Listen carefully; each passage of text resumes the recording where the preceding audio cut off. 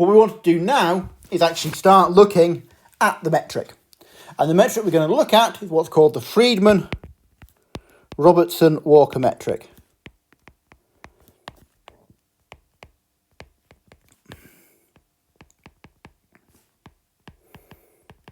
More often just the FRW metric.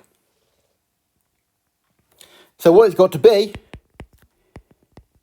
homogeneous, isotropic, and apply to 4 dimensions.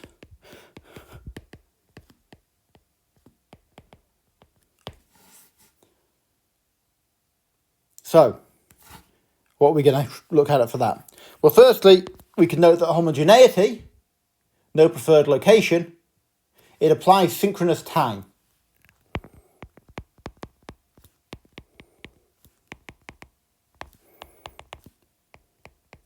At any given point in time,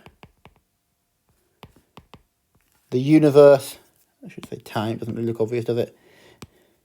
In time, the universe is the same everywhere.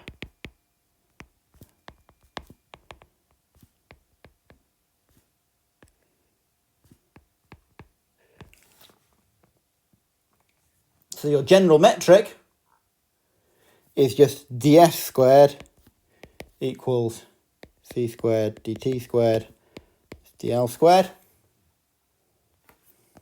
And dl is just a spatial bit, so dl squared is just equal to gij dxi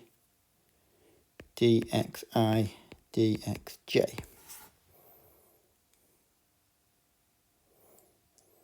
So the distance between 2 points is in spatial terms only. And so what we need to do is we need to look for a 3D space of constant curvature.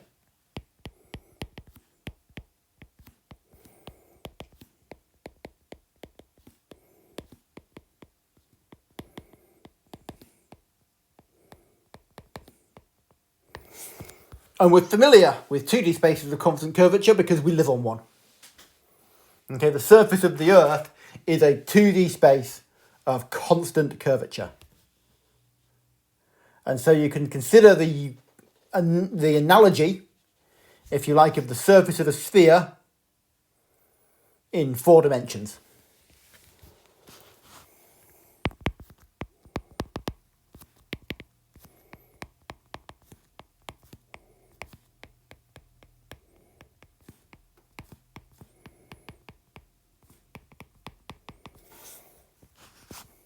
So what we get, therefore, is you can imagine, you can have x, y, z, w.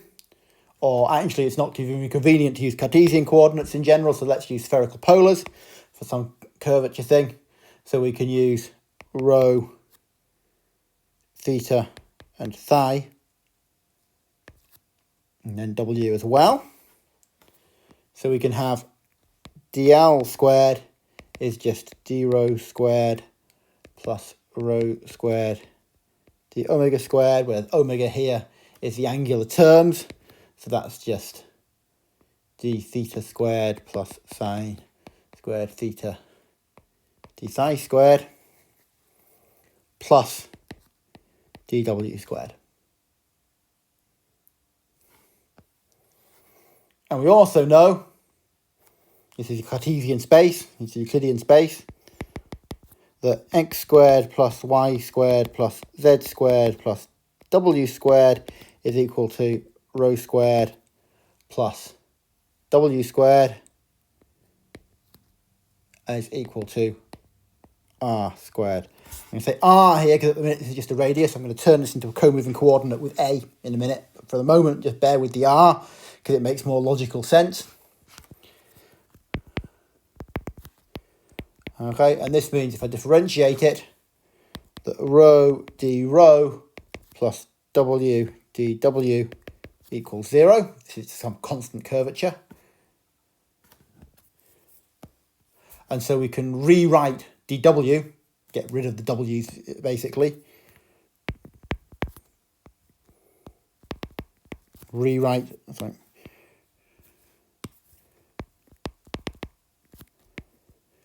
dw squared equals rho squared d rho squared over w squared equals rho squared d rho squared over r squared minus rho squared. And that means that the overall line element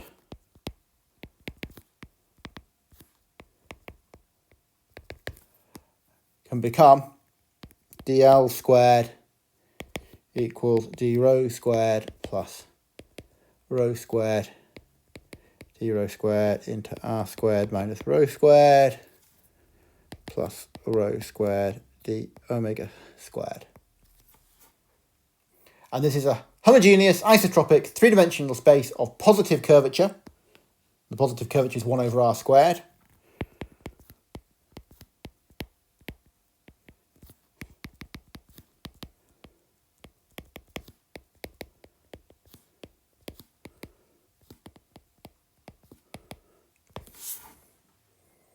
You can also have negative and zero curvatures, and we'll look at those in a minute.